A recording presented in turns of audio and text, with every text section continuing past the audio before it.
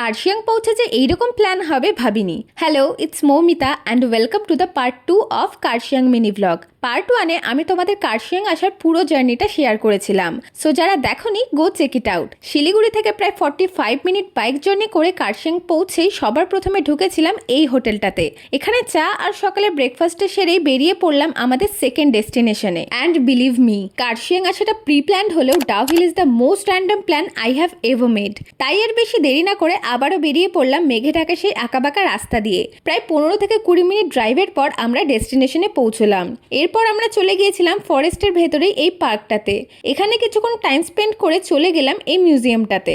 এখানে সবাই মিলে কিছুটা সময় কাটিয়ে আর ফরেস্টের আশপাশটা একটু ঘুরতে ঘুরতেই প্রায় বিকেল হয়ে এলো। তাই আর দেরি না করে বেরিয়ে পড়লাম বাড়ির উদ্দেশ্যে। তবে ডাউ হিল হন্টেড কিনা এই কোয়েশ্চেনটা কিন্তু আমার এখনো থেকে গেল। ধীরে ধীরে নিচের দিকে নেমে এলাম ঠিকই, তবে মনটা কেন জানি না ওপরেই পড়েছিল।